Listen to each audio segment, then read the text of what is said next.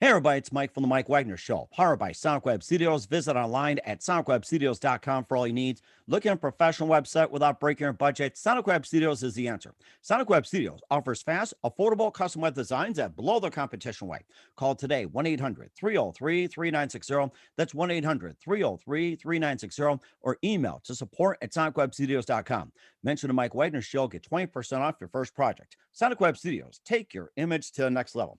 Also, time to give official shout out to our official sponsor of the Mike Wagner Show, international war ring author Mia Molson Zia. If you love fast-paced mysteries, you'll love Missing by Mia Molson Zia, available on Amazon in paperback and ebook. Missing is fast-paced and intriguing with an unforgettable twist. Takes place in 4 countries, 2 strangers, one target, where truth is an illusion and those you love be the first to go missing. It's available on Amazon in paperback and ebook. Missing by Mia Molson Zia has garnered great reviews and even loved and endorsed by Hollywood celebrities, including Joanna Cassidy, Forge Riley, and many others. So grab your copy today before it goes missing by Mia Molson Zia, available on Amazon. Also, the Mike Wagner Show can be heard on the MikeWagnerShow.com. You can check our Facebook page at facebook.com/the Mike Wagner Show. You can download and listen to our 30 podcasts on Facebook, SoundCloud, Spreaker, Spotify, and iHeartRadio. Also on Anchor FM, iTunes, Google Play, Amazon, Audible, and Apple. Coming soon to Podbean, Buzzsprout, Pandora, and TuneIn, and heard worldwide on Geo7, Radio Public, Himalaya, and more. Take the Mike Wagner Show on any mobile device. Subscribe to the Mike Wagner Show on the YouTube channel, and follow the Mike Wagner Show on Instagram and Twitter today. And for some great gift ideas, including t-shirts, pop sockets, hoodies, throw pillows, tote bags, and more, go to Amazon.com and check out the Mike Wagner Show podcast. And for more great gift ideas, including pop sockets, hoodies, as well as tank tops and phone cases and more, go to Amazon.com and check out the Me and Molson Zia store and check out his great books like Missing, Once, and more. So go to Amazon.com, check out the Me and Molson Zia store, and don't forget to support the Mike Wagner Show on Anchor FM and also on PayPal as well, too. Just go to PayPal at the Mike Wagner Show. Also go to MikeWagnerShow.com and make sure you donate generously today and do so as well. We're here with a terrific gentleman who's from a band that has garnered 3 number ones, the most noble, which is Still the One, Dance With Me, and has had 9 million airplays on terrestrial radio and hundreds of millions streaming. And of course, he's a co-founder of Orleans, which he also has his songs covered by Bonnie Raitt, Linda Ronstadt, Janis Joplin, Chet Atkins, and more. And also co-founded Muse, which is Musicians Unite for Safe Energy. And also his activism has led to 2 terms in Congress. We'll talk more about that. He's got a brand new album out called Reclaiming My Time, featuring Alone Too Long. We'll talk about that. And live, ladies and gentlemen, from the Plus Studios in beautiful downtown Nashville, Tennessee, going from Woodstock, New York, over to Nashville. And yes, he's reclaimed my time. Ladies and gentlemen, the co-founder of Orleans, the very multi-talented John Hall. John, good morning, good afternoon, good evening. Thanks for joining us. And yes, you're still the one. Thank you, Mike. That's quite a build-up. I'll try to live up to it.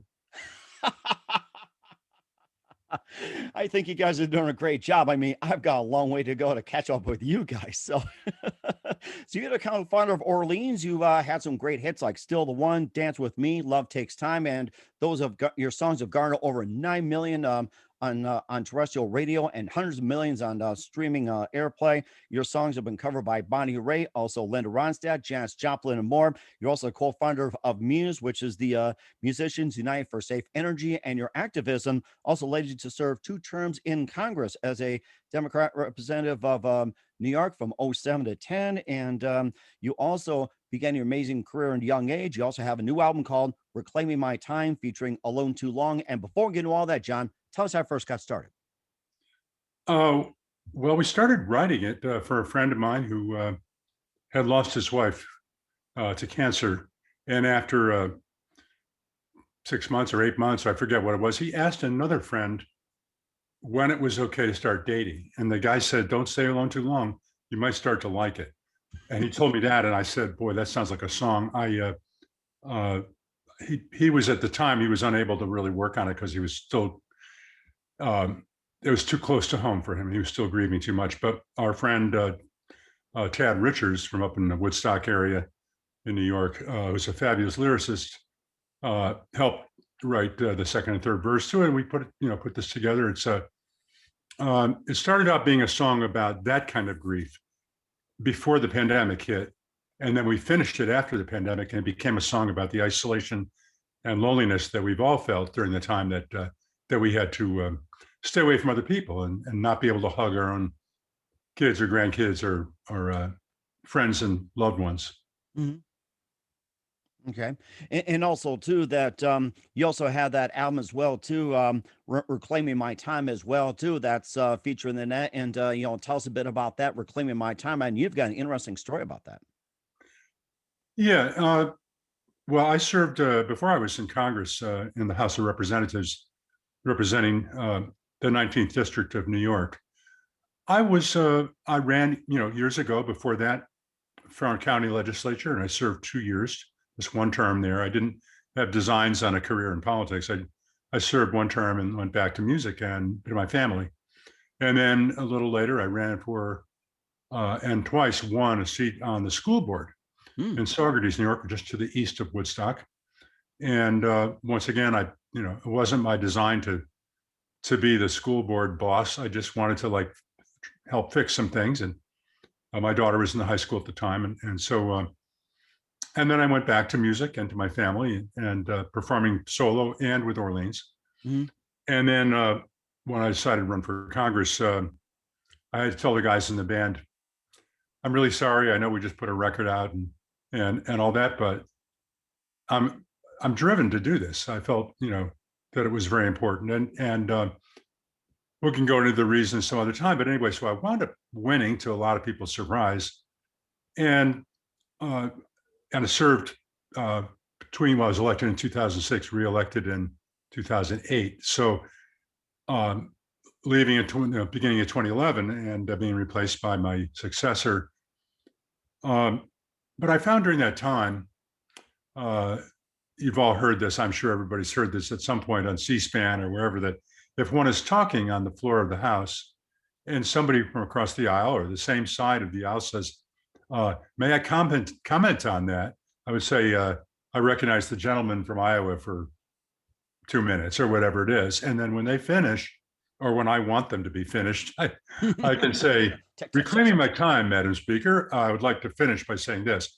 And usually you have to reclaim your time because I've yet to meet a member of the House of Representatives who doesn't talk infinitely if you don't cut them off. So I'm probably one of those people too. Hmm. That's rather interesting because, I've heard some stories about that, but reclaiming my time, when you say I like to reclaim my time and let them speak and everything, that seems rather interesting. And I also thought back that you also were on the school board and your daughter went to school and you said you had to fix some problems. So, what kind of problems that you had to fix while you're on the school board? Maybe Well, just give us a bit. our problem in that school district was that the budget had been defeated for 3 years in a row, and there was this constant tension between the property owners and property taxpayers and people, either parents or um, teachers, school board members. There are a lot of stakeholders in that, of course, and so there are needs. There are always needs to try to educate our children better, but everything costs money, and the only money besides property tax in New York, this is how it's funded anyway. The only source is federal funding or state funding, and that's never adequate to cover the district. So it's been traditional, I think, in most states for there to be a school tax as part of the property tax. Well, you can't really have small enough class size, as in you can't really have new computers or new uniforms for the sports teams. You can't have enough snow plowing in the district so people can get to school, or the school bus can safely get children back and forth, all that kind of thing. You can't do that without enough money. And so we had to come up with a budget that the voters would approve. And I'm happy to say that my first year in the school board, and I was a couple of years later, I was elected president of the school board by my fellow trustees. But the first budget we did when I was there, we lowered taxes by a couple of percent and still had the money to do those smaller classes, to do all the snow plowing and all the new uniforms and new computers and advanced placement German classes or whatever. I mean, Wow. and because um, the vote on the budget always takes place in May. And then if a blind child moves into the district in August, right before the opening of the school year, we're still required by law to send that kid on a little bus to a school for the blind. We have mandates that come down, federal mandates and state mandates that we have to do and that means we have to find a way to pay for them. So there are ways, and without giving away my trade secrets, I'll say that we had a good superintendent, and she knew where to find money in the budget. So we were able to do all that, and I was I feel like I succeeded at what that wasn't the only thing I was looking to do, but that was the main thing, was make sure that uh, be it special needs, kids, uh, or advanced placement kids, that everybody was, their programs would be there and be funded. So anyway, that's it's not magic. It's a lot of hard work. And the interesting thing about the school board is you don't run as a Democrat or a Republican or a member of any party. You run as an individual, Mm-hmm. and you go door to door and knock on doors, and do interviews or whatever you have to do, and convince people to vote for you. And so it's very different when there are votes taking place on the school board in New York, at any rate. It's never the same alliances on every vote. Maybe on the new computers, you'll have 4 people out of the 9 will be with you, and you'll be a working majority. And maybe when it comes down to whether you have advanced coding computer class, you might have a different, you might have 6 people one way, it's 3 people saying, no, I don't want to spend that money. So it's always finding alliances. And I found that to be very helpful in Congress, that, there are usually ways of finding common ground and getting to a working majority. Mhm. It's interesting you mentioned common ground, because I had a couple of people on who talked about common ground with all the fighting going on between Democrats, Republicans. You get the independents in the mix, and of course, finding common ground, it can be as simple as, like, what's your favorite color, where you live, and everything else. And also, what inspired you to run for Congress? Well, you just touched on something really good there, and I would say, regarding common ground, I was surprised, and I think my constituents were surprised, that although I ran as an environmental candidate and an anti-war candidate, I wound up being appointed by the Speaker to chair a subcommittee on veterans' disabilities. And probably the most important thing I did legislatively was to help. I was the main sponsor and author of a bill called the Veterans Claims Modernization Act of 2008. And it passed unanimously. Every Democrat and every Republican in the House of Representatives and the Senate voted yes. And President George W. Bush signed it into law and called it good government. And I just think that's an example that, if there's something that we can agree on, you start from there and you work out. If I didn't do anything else, I did that. And I'm proud of the fact that it was a truly bipartisan measure. So what inspired me really was that the representative, I moved into a different town in New York and a different district, and my representative at the time had voted for the war in Iraq and voted for oil drilling in the Arctic National Wildlife Preserve, both of which I thought were bad ideas. And Hmm. I thought, well, she should get a challenge, and because maybe she'll still win and still be there, but at least they'll have to spend money in that district, and somebody else will win somewhere else who thinks the way I do. And so that's how it started out. I just discovered that my ability to speak, from being on stage all my life, all my adult life, I've been performing, and there are a lot of parallels. People talk about selling a song, selling an idea. Getting up on stage and going, listen to this, listen to this guitar solo, and selling it, selling a solo, selling a concept. It's the same thing. And also in politics, you are the product.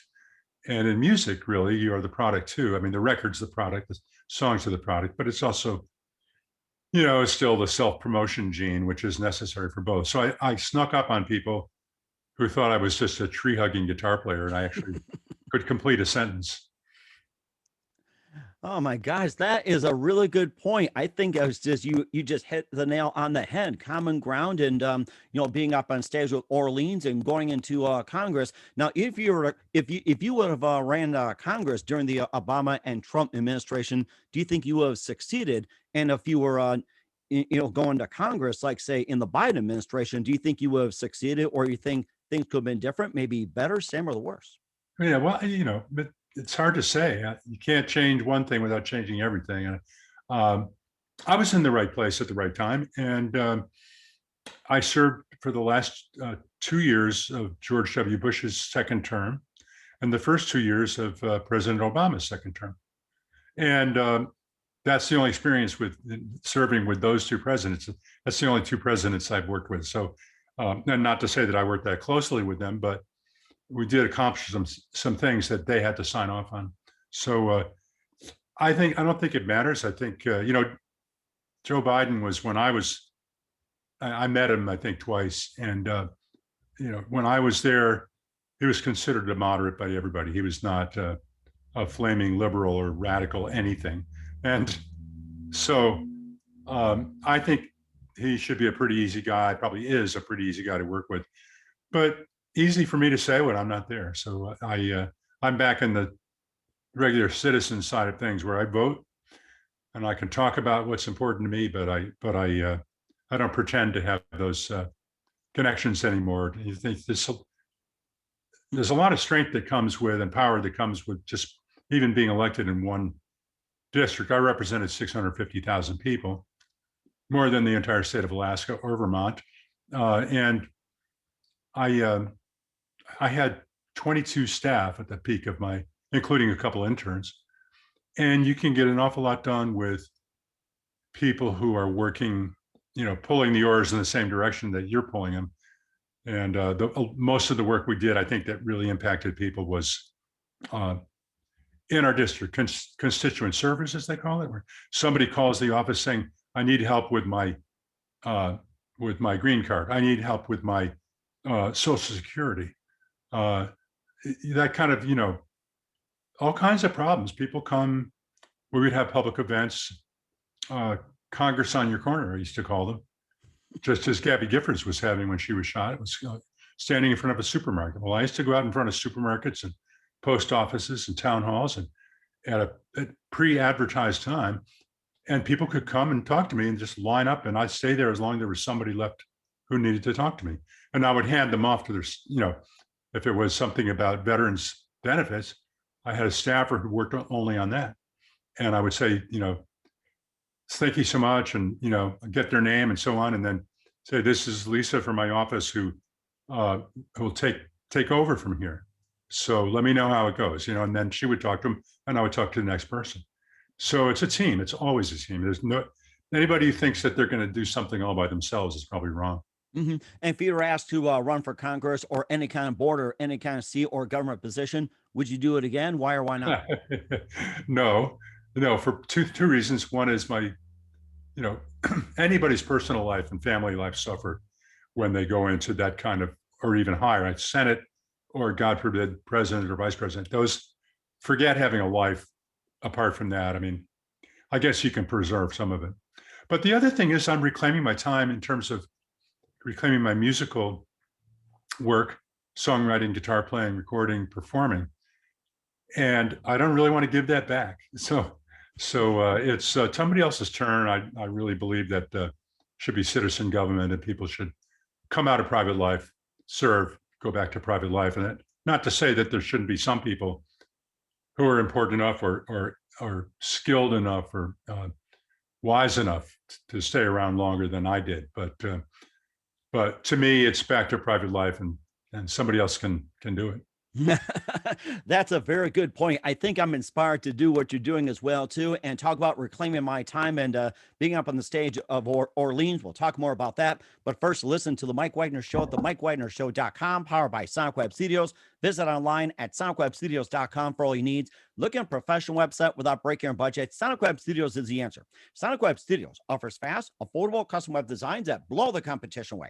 Call today, 1-800-303-3960. That's 1-800-303-3960, or email to support@SonicWebStudios.com.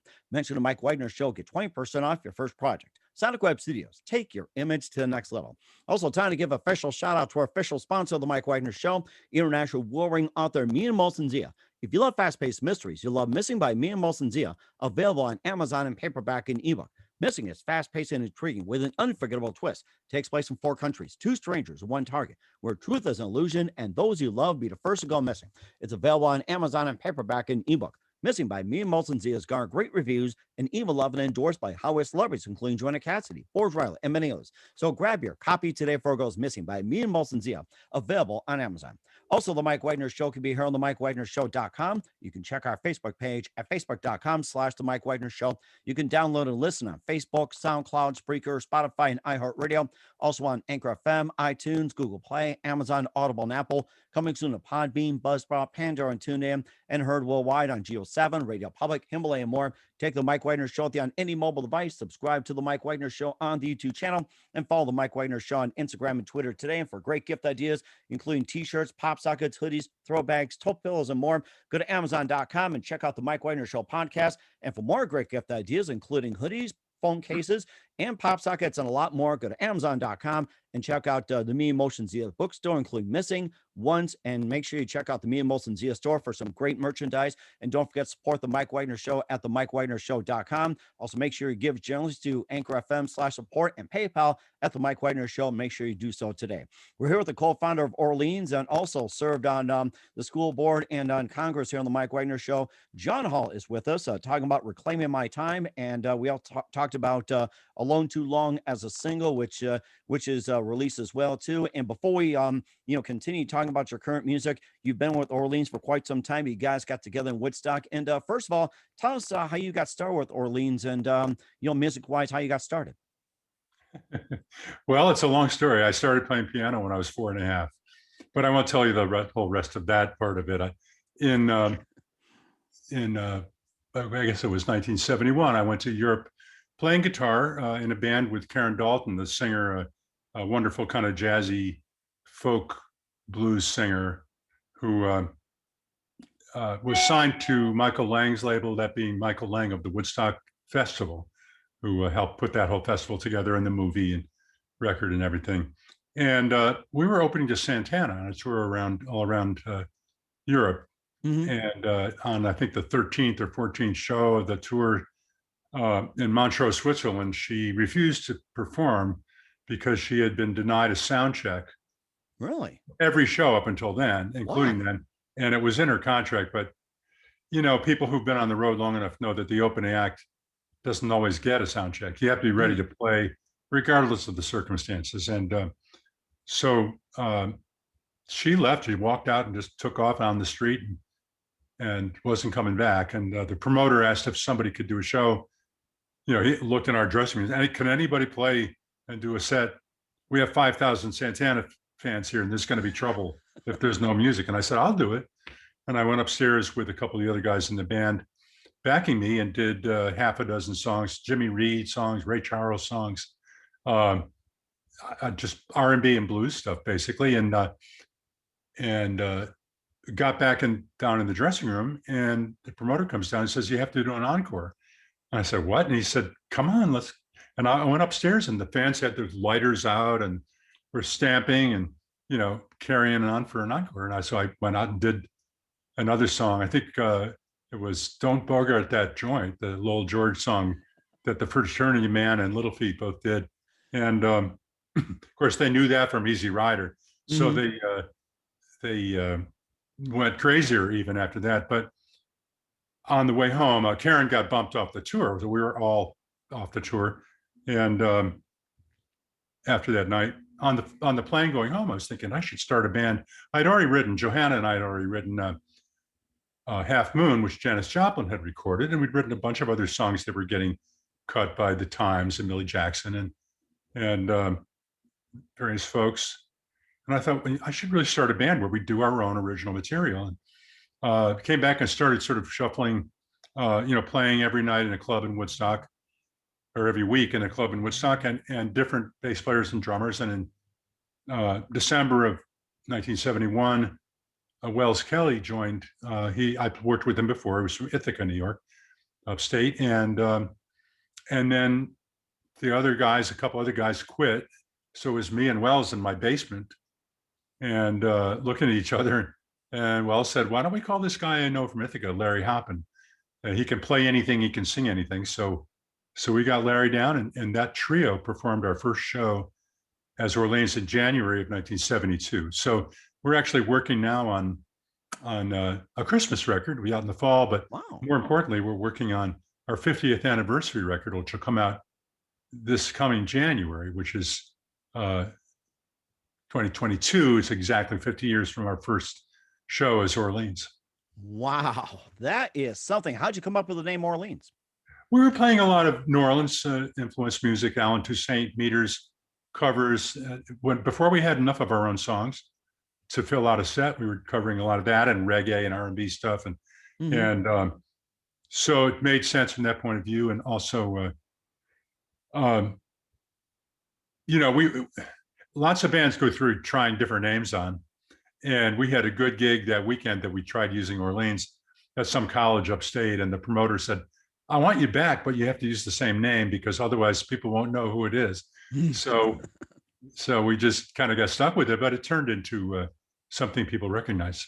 And very recognizable as well too. I mean, your big hits is obviously Still the One, Dance with Me, and Love Takes Time, and 9 million airplays on terrestrial radio, hundreds of millions on streams. Almost 50 years later, it's like who knew that were to happen? And tell us about those three songs and what inspired you to write them.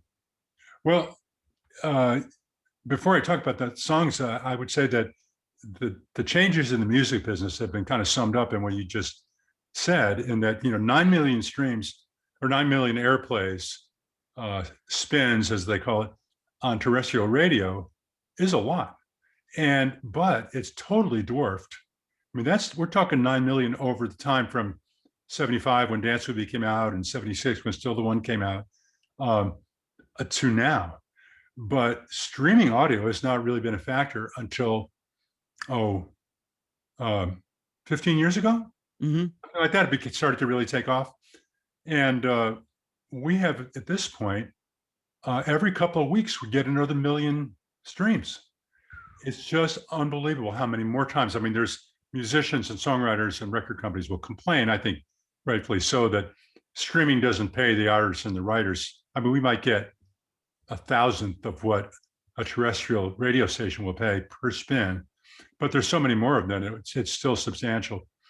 Um, Dance With Me, I was playing acoustic guitar in the living room, and Johanna, my first wife and co-writer, was in the kitchen making coffee, and I played that da da da da da da da da da da da da on the guitar, and she called from the kitchen, "That sounds like Dance With Me."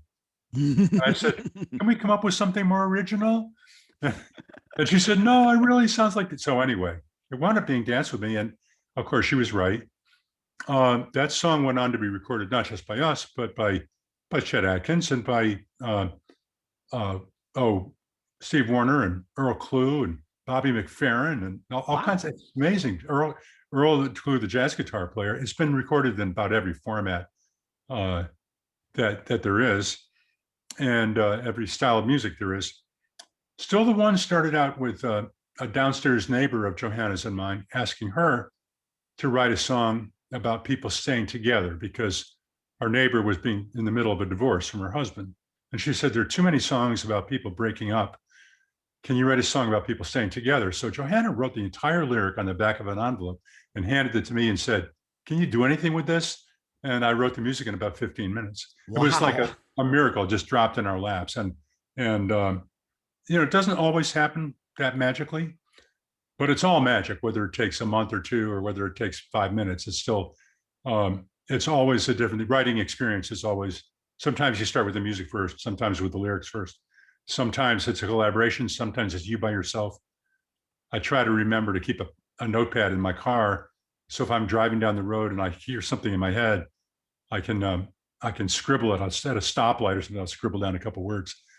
And it's very individual. Everybody writes in a different way, but it's all valid. Hmm.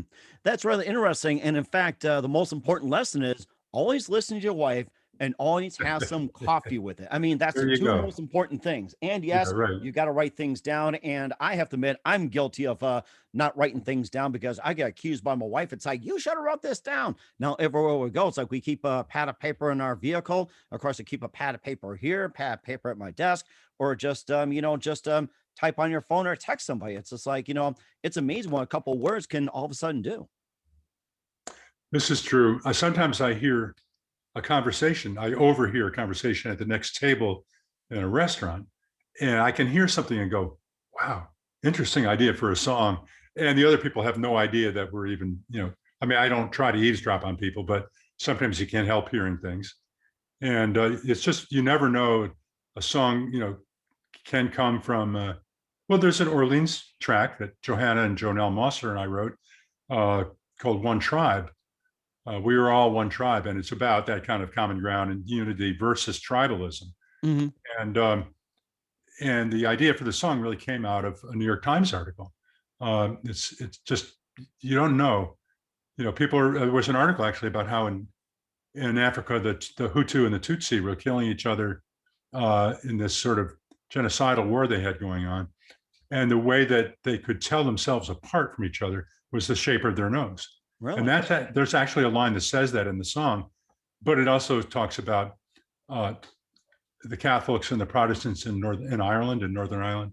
Oh, they've been crazy. Talks about the Dems and the pubs, the Democrats and Republicans. I mean, it's really the idea that tribalism trumps humanity is a problem. I think we need to try to, recover more of that common humanity that we have.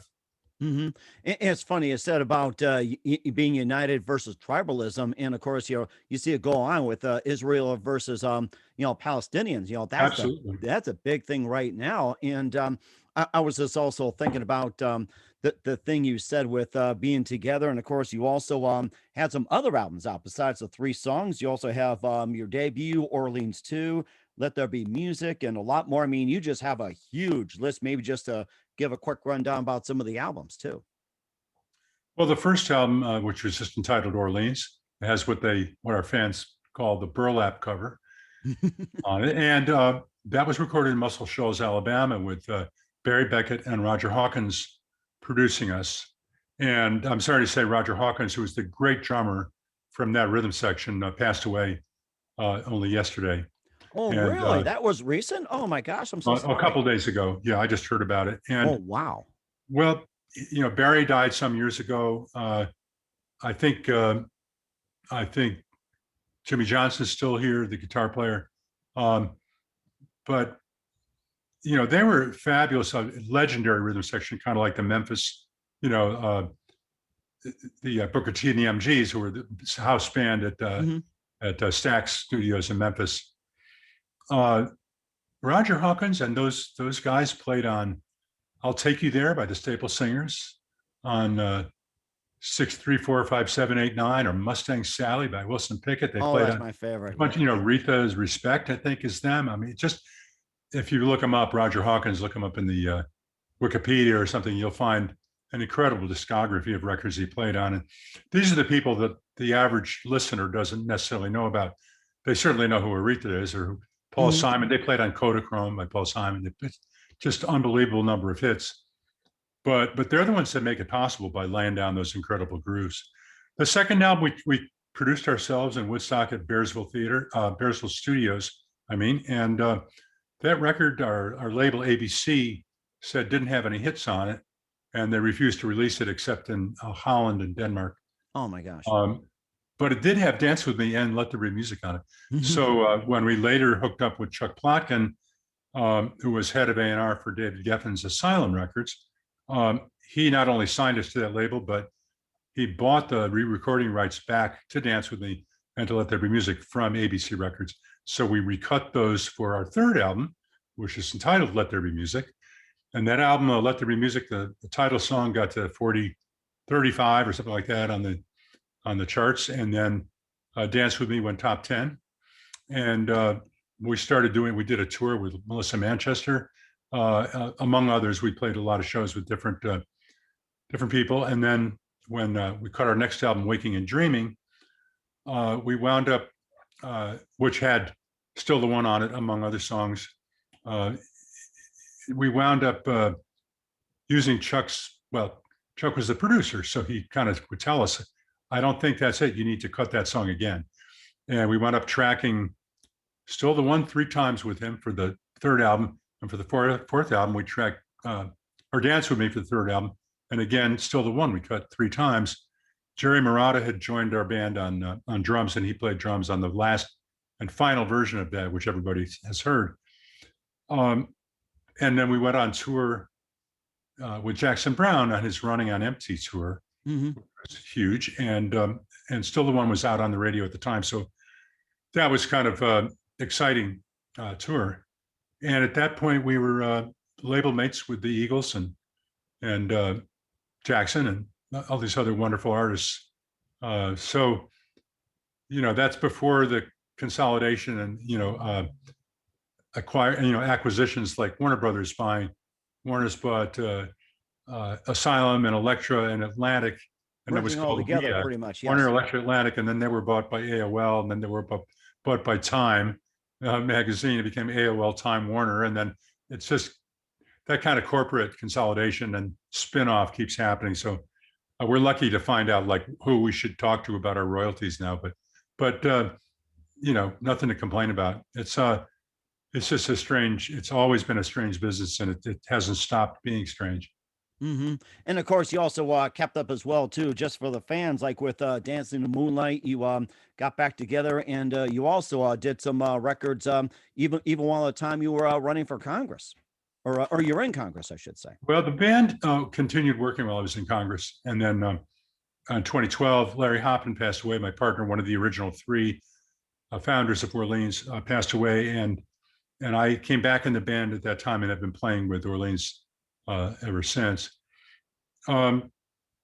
Yeah, we just have a sound that the Hoppin brothers, Larry and Lance, and their youngest brother, Lane, who's playing keyboard and singing with us now, and trumpet and melodica, just like his brother Larry did. They all sound similar, and they have a very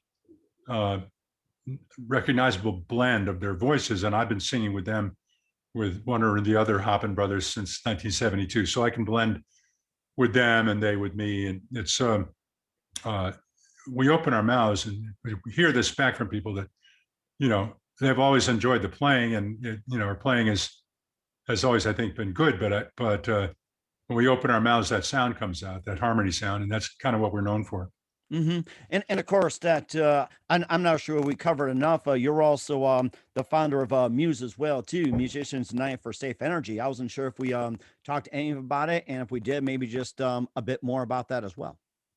Sure. Well, this goes back to the 70s again. Late 70s, I was got involved with a lot of local activism things, and one of them was when my next door neighbor, was a Vietnam vet, came over and brought a bunch of literature, a stack of papers to my house, and said, do you know about this nuclear power plant they're planning to build 6 miles from here? And I said, no. And he said, well, read this. And I did, because I always took anything he said seriously, and wound up going to these hearings of the Nuclear Regulatory Commission and the New York State Power Authority, and found out they'd already spent $150 million, I think it was, of taxpayer and ratepayer money before they had any permits granted to build this thing. And they were just proceeding as if, nothing's going to stop us.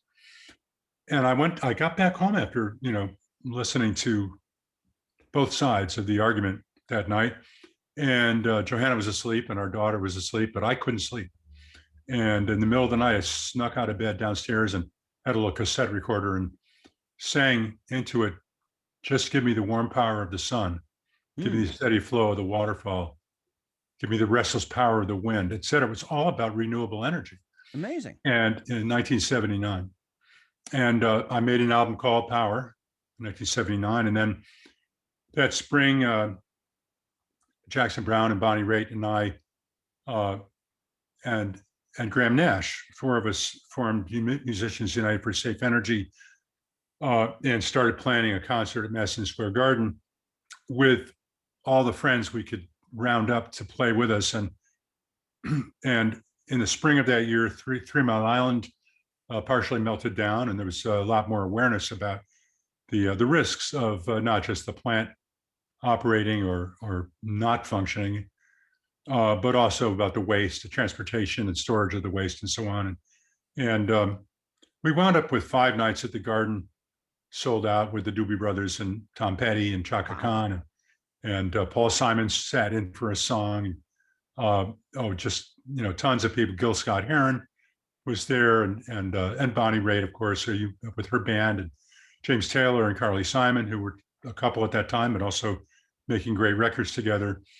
And it was recorded and it was filmed and became a Warner Brothers film and triple CD, and was enabled us to raise about $1 million, I think, clear to give away in grants to local and regional groups that were doing education about energy issues and about all the different alternatives there were, and still are today. I'm happy we're finally starting to get to realize more as a total, society, that we can't go on, whether it's radioactivity or whether it's carbon emissions, we can't go on pumping these poisons into our atmosphere and our water and our soil, and it all winds up in our food, and we wind up breathing it and drinking it.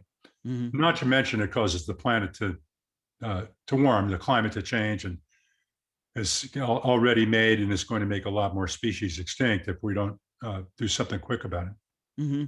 And that's very amazing too, that you make music and get involved with energy and all that. You also have another project too, which is called the John Hall Band, and a couple of albums as well too. And just tell us about that. In the early '80s, I got together with Bob Leinbach, wonderful keyboard player and singer, had been in Orleans, and before that in a band with Larry Hoppin called Bafalongo, and Wells.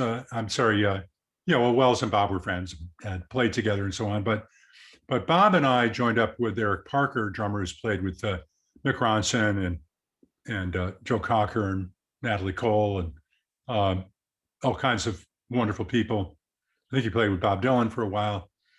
And John Troy, bass player from the Poussette Dart Band, who's also worked with Natalie and a bunch of other luminaries. And the four of us made a record as the John Hall Band. We made 2 records.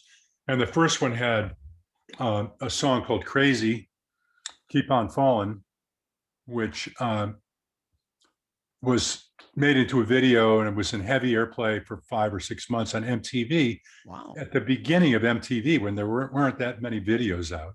Mm-hmm. So if you had one that they were playing, it got heavy rotation. And it was pretty good. It was people were just really learning what they could do with music videos at the time. And we had a small audience in, I think it was the Roxy in Los Angeles, club in Los Angeles and in Hollywood, and just played that song, and the audience responded like the extras they were. If you put out a casting call in Hollywood, anybody who wants to be in a music video, come on down at this hour, and then people show up, and it was packed. A lot of people looking, just like in Nashville, people all want to write songs. In Hollywood, they all want to be in some kind of movie. That is something. It's just amazing musical career you had. And where can we find all your music at, including your current one, Reclaiming My Time? Well, Reclaiming My Time is on Amazon, as are most of the records. And you can also go to my website, johnhallmusic.com. And I'm on Facebook, John Hall Music again, and various social media. But it's and Orleans, if you want to find out more about Orleans that you don't know otherwise, orleansonline.com. So we're out working. Orleans is performing for the first time in a year and a half, starting in June. We'll be flying out and doing a couple of shows on the weekends. And so that's going to be fun. I hope we remember how to do an hour-long set or an hour and a half. My fingers, the calluses are kind of soft, so I've been practicing to get them ready. But it's going to be fun to be playing for real people that we can see and hear, and they can see and hear us. That's really a touchstone for most musicians. And it's one thing to work in the studio and sit around the table writing, but getting in front of people and playing is really the kind of the high point. And we're certainly looking forward to that as well too. And what's coming up for John Hall of Orleans and more? We'll find out just 1 minute. You listen to the Mike Wagner Show at the MikeWagnerShow.com, powered by SoundWeb Studios. Visit online at SoundWebStudios.com for all your needs. Also brought to you by our official sponsor of the Mike Wagner Show, international warring author Me and Molson Zia Missing, available on Amazon and paperback and ebook. We'll be back with the co-founder of Orleans, John Hall, after this timeout. We're back with co-founder, singer, songwriter, multi-talented of Orleans, John Hall, here on the Mike Wagner Show, now in Nashville, Tennessee. He's been in Woodstock for a while. And I mean, we covered just an amazing amount, his great music career and also how he got started and being involved in Congress, politics, and sharing common ground and everything. It's been a great time here as well. And what can we expect from you in 2021 and beyond, John? Well, I hope more of the same, in the sense that it'll hopefully be good music and good lyrics, and I'm looking forward to it. I really should mention before we wrap up that I had the best, well, not the best, there's nobody you can say is the best, but some of the best players and singers that I know on this record. Everybody from John Cowan, who sang with Newgrass Revival and played bass with them, and more recently been singing and playing with the Doobie Brothers. And he is, started out being a bluegrass prodigy, and has done everything from that to straight out rock and roll and various kinds of soul and gospel music. Andre Zahn, who's a wonderful singer and fiddle player, and has worked with everybody from Lyle Lovett to James Taylor. And our drummer, Sean Paddock, on most of this record, plays for a couple of decades with Kenny Chesney. Sax player played on Alone Too Long and one other track on the record, Jay Collins, who has played with the Allman Brothers, with Dukes of September, with Boz Scaggs, Donald Fagen, and Mike McDonald. All these people, I'm just so blessed to have the ability to hook up and play with them and have them spring some time to work with me. And so nobody, like I said, nobody does it alone. It's all a team, and Orleans is a team. This is, for this one record, a team as well, and also wonderful engineers, and it takes everybody who puts a record together, multiple studios in Woodstock, in Millbrook, New York, in Nashville. So it's been a really interesting project, and all the people who helped are part of the excitement for me, because it's not really a John Hall record. It's always a John Hall and Friends record. And that's very amazing as well too. And who do you consider biggest influence in your career? Oh boy. Well, there's so many of them. I mean, I guess my father listened to a lot of classical music, so I grew up with that, which is where a lot of my harmonic and melodic sense comes from. And my parents also listened to show tunes, which they certainly build drama into songs in a way that helps really writing any kind of a song. I think the Beach Boys and the Beatles and Hendrix and Clapton and Jackson Brown, of course, and Joni Mitchell, I think lyrically is a huge influence, and probably musically too. And harmony wise, there have always been such great harmony groups and singers, and everything from doo-wop to Take Five, or to the Dixie Hummingbirds, or Yes. so we're really Crosby, Stills and Nash. I mean, I wound up working with them on No Nukes, among other things, but all these people are contributed to the music that's come in through my ears and lodged in my brain. That's so fascinating. And what's the best advice you can give to anybody at this point? Do what you love. And rightfully so. Yes, I think you said it perfect. Once again, John Hall, the co-founder of Orleans, with his new album, Reclaiming My Time, featuring the single Alone Too Long, on the Mike Wagner Show. John, a very big thank you for your time. You've been absolutely fantastic. Looking forward to you on again soon. Do us a favor, keep us up to date. Love you back on in 2021 and beyond. And don't forget to keep in touch. Once again, tell us about your upcoming projects. What's your website? How do people contact you? Where can people purchase or listen to music, or especially check out your newest? Thank you so much, Mike. It's johnhallmusic.com. At John Hall Band, John Hall Music on Facebook. It's Instagram and Twitter and all the other socials. You can find me as well. And Orleans is orleansonline.com. So between those various platforms, I think you can find more than you want to know.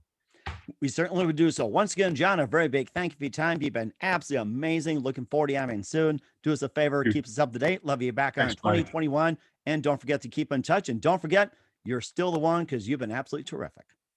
Thanks, Mike. Have a great day now.